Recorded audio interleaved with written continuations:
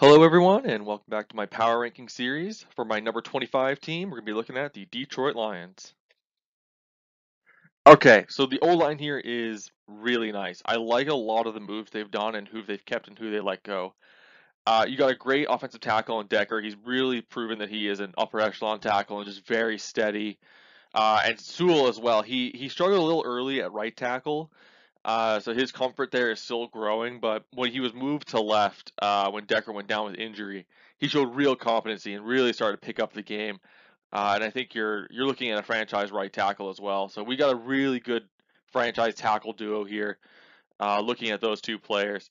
On the interior, it's a little more variable. I'm not the biggest fan of Vaitai, but they're kind of stuck with him. That contract from the previous regime really kind of made him stuck here. I wouldn't be surprised if maybe next year you look to see them release him, but for now he's a serviceable starter to swing tackle in case they do need him. He can pull as well, pretty well. Sternberg behind him is a guy they drafted and liked. I've been keeping my eye on him for a little bit now. He does have some solid play every now and then for this offense when he does get the opportunity. On the left side, we've got Jonah Jackson, who, again, another very decent pickup, kind of in the middle of the draft. I applaud the Lions for this pick. I thought it was really good scouting on our end to get a quality O lineman for the interior. So I think Jackson's just another player who's really just brought this kind of tempo that they want on offense. He is fully bought into this idea of trench warfare that the Lions really like. This extremely aggressive style in those lines. And I think he's grown as a player here. I actually really look forward to seeing if he'll take the step this season. The big boy here, obviously, is Frank Ragnow. This is a premium center in the league, and the Lions really paid him as such. He plays with a really just solid base, and his eyes are incredibly active. You really couldn't ask much more for a center. Honestly, he's a premium for a position. Now, hopefully he recovers from his injury. It saw like the most of that last season. I think they were being a little overcautious as well, kind of looking at the injury, which I do not blame them for. They had nothing to play last season. It was really just playing for draft capital and draft position. So letting him heal up and making sure there's no complications was, I think, definitely the right move. Quarterback, you still have Jared Goff. The Lions are taking this really methodical look at how they're going to be filling these draft spots for the years to come. And they looked at the quarterback this year and said, this is not the year. Goff is going to give us about the same level of play, and we don't think we want to put ourselves in a position to try to make one of these quarterbacks fit the rebuild. We'd rather wait till next year, which I think for them is, again, very good. Uh, but especially with how they've done this at every other position as well. I know majority of the teams that I know would have just absolutely sold for one of the quarterbacks in this draft. And even all the other teams, actually, most of them pretty impressed me waiting to take these guys where they're more closely valued in the third to fourth round. But the Lions did really well here. Goff is at this point in his career kind of just someone to manage at quarterback. He hasn't really showed that change of scenery did much for him. He didn't really elevate his play any higher than we already kind of thought of him. So I expect him to play at the same level, which should be, a bottom team level, but he'll manage the game. Okay, backfield and receivers. There's a good group of guys here. No one who's really established themselves as like star caliber, like top superstar, at least not quite yet. You have Amon-Ra St. Brown, who was really proven to be a decent selection later on in the draft. He's been kind of a solid do-it-all player who takes most of his reps now in the slot this season. The depth behind him is pretty solid too. They kept Reynolds. They still have Cephas, who again they really did well in the snaps on the outside when every now and again, and I imagine they'll rotate in there every. I don't know how often, but maybe about 20% of the time you'll see one of those guys kind of rotate in for some kind of big body look or some kind of crosser, especially with Reynolds. He's a bigger guy. So I think you'll see them get used still on rotational snaps. So do keep their names in mind.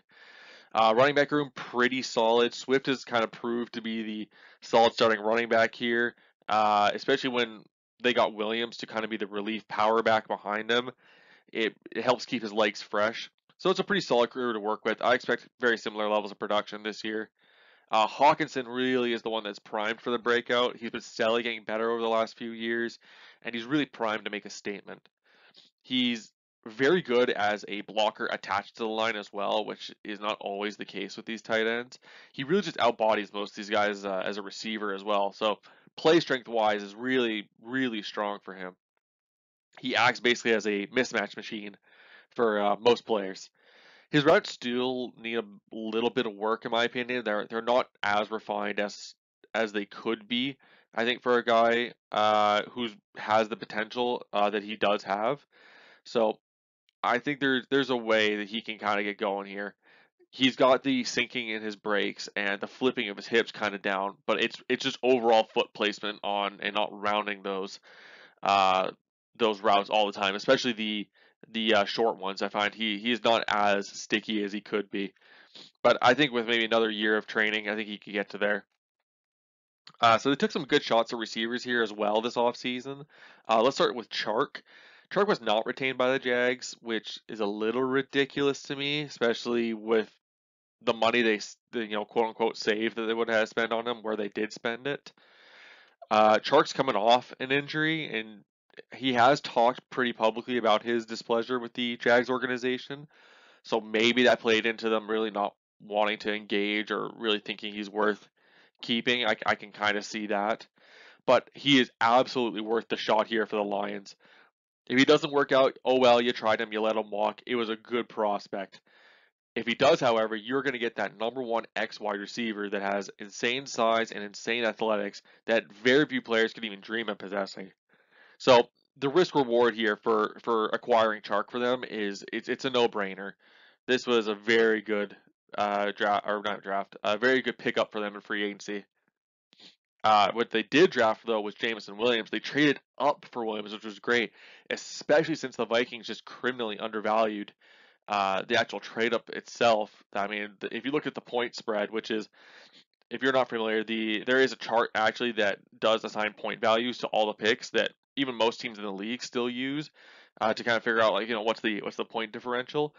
There was a huge differential in points that swung in the Lions' favor on that trade. It was something like 200 points, which like we're talking 200s, we're talking a decent selection still. Like to make up 200 points, you're still talking a really good selection in the draft. So that was a steal for them to come up.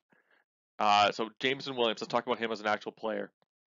He is an amazing deep threat. He's got excellent deep speed, and it pairs well with really good deep route running. He learned a lot coming from Alabama on that front. He is basically play ready, coming from that Saban system for that exact role. And the biggest thing is he just needs to heal from that torn ACL, which they can give him all the time to heal. Again, you're probably looking to pick high again. They've got a couple shots here at receiver that they like, and some guys who have proved that they can take some rotational snaps last year. So I think they are in no hurry to hurry him out onto the field, and I think that's incredibly awesome for both him as a player and for them as an organization. If he, I mean, he should really give some explosiveness to this offense if he does heal from that injury really well, and this will be an intriguing piece for whatever the future quarterback is here. I know this looks a little messy, but there's so many players on this front seven that I think are really worth talking about that I could not fit them all in any other way. So let's start with linebackers. It's a bunch of guys who really do one job decently well, but not really anything else. You have Anzalone and Barnes, who are the most balanced linebackers, and I imagine will be taking the majority of snaps. They brought back Davis, who is really going to be used for mostly run looks and some early downs. It's kind of his specialty. And then they just drafted Rodriguez, who's kind of a fun cover linebacker with athletics that I imagine will be looking for like long down and distance or like third and medium plus looks. Basically, looks that the offense is almost going to be guaranteed to pass the ball. They'll bring him out and they'll have him either play match or a zone coverage. Edge group. There are some lighter edge players here in Harris and Julian Aquara that will probably be taking some 9 looks or maybe even wide 9. Harris had a really good season with them last year, so bringing him back is really nice to kind of prove it again. And then pairing him with Julian as well, who's very quick and pairs extremely well with his brother Romeo, who we'll talk in a little bit minute here. I think that adds some speed and some versatility to this hybrid defense, and I think that was a good job making sure they not only kept Julian there, but also were able to bring back Charles Harris. Now for the bigger body edge players, the guys who can kind of kick inside, play with a lot of power. We have Romeo Aquara, and then they just drafted a rookie, Joshua Pascal. So let's start with Pascal first before we get to Romeo. Pascal is someone who actually might take snaps at defensive end, which in this scheme is more interior. So do keep an eye out from there. He actually has good tape inside there. He's just kind of what we call a tweener, which is he just doesn't really fit either, like the traditional edge or the traditional inside role overly well. He just kind of is a weird build. He has to kind of commit one way. So I imagine they'll be playing him more at the end here, and I think he projects pretty well. He's a very stout and strong player. He plays discipline versus the run. He can just kind of straight up move guys. He really fits this team identity well. For Romeo, Romeo's also a stout run defender. I think that's one of the best parts about him. He plays with extreme power at the edge, and he can do that kick inside if need be. He can kind of, get him on stunts or line him up kind of in that. Like I would almost line him up directly over the guard and just let him bull rush some of these guys, especially the lighter guys with these more West Coast offenses that we've been seeing. I think he can seriously move a lot of them. And then, as I mentioned earlier, like pairing up Romeo with his really strong lower body to push the pocket one way, with his brother Julian kind of sprinting off the edge to kind of curve around the pocket, it's really annoying for most of these quarterbacks to kind of deal with, and they complement each other's skill sets very well, especially when you start looking at the interior here, which let's get to that. On the interior, we do have the nose tackle, McNeil. He showed up decently well last season. I did like him a lot as an athlete, and those athletics did show up last season. For other IDL, we got a veteran in Brockers. He's extremely familiar with the organization before he was traded here. With some of the Rams guys did come here for the front office roles, so he's still here. He's serviceable. He'll get some rotational work. They did take a young, more twitchy athlete in Levi Omorzike. Hopefully Levi kind of continues to learn from Brockers and can kind of take the steps to becoming a good IDL. He still seems to be pretty learning where he fits in this scheme. But for now, Brockers will probably be taking most of the snaps, especially on early downs in this game. Now, the big name here is the hometown guy at Hutchinson, is the guy I mocked to them multiple times over. I am very glad they're able to get him. He fits their version of a hybrid guy well. He can play more at the typical edge with some looks at defensive end or IDL, depending on down the situation. He had great statistics in college. He projects to the NFL level really well with a really good, like at least floor of talent. I just like the moves that they made on the defensive front seven here over the last 2 years, and making sure they retain guys who not only fit their scheme but also have bought into their identity as a team. All right, safety room. So deep I couldn't reasonably fit them or all on here. They have Breeze and Harris, who I think are some nice ones that might come up during the season. They had traits I liked, so just do keep in mind on them. The starters here are going to be Walker and Elliott, and they do have Joseph kind of looming in the back there. So let's start with Walker. Walker played really well here last time. I think that solid play will continue going into next season. They picked up Elliott from the Ravens. He played overly well. They were pretty fond of him from what I do remember seeing that organization talk about him, but they, had an opportunity to get Marcus Williams from the Saints, so they kind of left him as the odd man out. So him taking a little deal here to prove it again is not a bad idea at all. And then they have Kirby Joseph, who I did mention. He's a really nice player with range athletics. He does require some time, in my opinion, to kind of get up to speed. He has a lot of looks at nickel, which is that slot corner role. So I think it'll take him a little bit to get early on, but him playing some of that nickel role or safety three here early on, I think is how you can get him onto the field a little bit faster than others. Cornerback, it is intriguing. They have Owarie. He has nice movements, and he was a decent prospect as well when he was going to be drafted. But you really need to see him put it all together this season. It's like he's on the brink of getting some quality play, but it's just something's not quite ready yet. I hope this is the season he does get it. They did draft Afeto Malifonwu. They liked him a lot. He has a ton of length, but he has severe transition issues. The way he backpedals to then transition into running with the guy, he opens his legs in a way that leaves him super susceptible to being broken down by comebacks, curls, those kind of zig routes, even some ins and outs. Really just can get him tripping over himself. It showed up at the Senior Bowl as well. So I'm hoping that he's been continuing to work on that. But that is why you probably haven't seen as much of him as maybe someone thought. They did bring in Mike Hughes. He had a resurgence with the Chiefs. He gained a little deal from the Lions because of it. I think this will be a nice hit for them if his balance play continues here. They really just need some more stability at corner. Speaking of stability, there's the big man that is Jeff Okudah. They drafted him early. He's been somewhat a disappointment here. However, I'm going to give him a little benefit of the doubt. He is coming off of what was a very poor coach Lions team year one, and then second year he got an injury that left him on the sideline most of the year. So I will give him a little bit of credit here that we're going to wait till year three before I kind of start to think a little bit more on him. So currently they have Jeff Okudah playing in the slot. That's where they have him lined up. It's a little odd to me. I think he does have the talent and athletic to play it. But when you draft a guy that early, you're hoping that that dude is playing outside corner. So we'll see how that continues or if that switches up. It could just be for the time being. Okay, special teams. Really solid here. The depth of the crew is really nice. For the actual teamers themselves, Jack Fox is a really nice punter.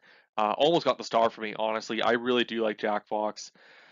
There is a three-way battle at kicker. I would probably place my bet on Rosas winning it, but it is pretty close. The guys' ability between each other is pretty tight. Coaching, very solid here. I like this crew. It is a very tried and tested crew that just really banded together well. I like Glenn a lot as a special teams coordinator here. I feel like he really gets the most out of his players. Then there's the head coach, big man. It is Dan Campbell. Probably pretty known by the general populace for his, I'll say, kind of odd sayings, his kind of hoorah mentality as a head coach. But he honestly, he's a players coach. They love him. He established a really good base level of play and culture for this team that really desperately needed it. They needed to have a new identity before he came in, and I'm glad to see that it's kind of turned around and that this group has really kind of established himself as something in this league. So can't really ask for more if you're the Detroit Lions. So Lions overall are on the upswing. I do like how they project possibly going into next year. It's really the biggest issue for me is quarterback. There's some issues on, that right guard I'm not sold on. I think the linebackers you could get some more talent there. You're really relying on your rotation and guessing correctly every time on defense. So and then we do have the corners as well, which is a lot of guys who are like on the brink and you're just kind of waiting to see what they do. So there's a couple things that are really holding them back. I think before this season they were originally like a multi-year rebuild, but I think they've done this well enough that they kind of got themselves into a decent position to get them into being in that good team category. They'll play tough. They'll knock some teeth in with those teams that just don't want to get physical with them. I think especially late in the season. I do expect an improvement in record this season compared to last season. I really need to see a couple of those pieces that I mentioned be filled in, especially that quarterback one, before I really can start feeling comfortable putting them in that good category and start looking at them elsewhere. So with that being said, I hope you enjoyed the video and I will see you all next time. Later.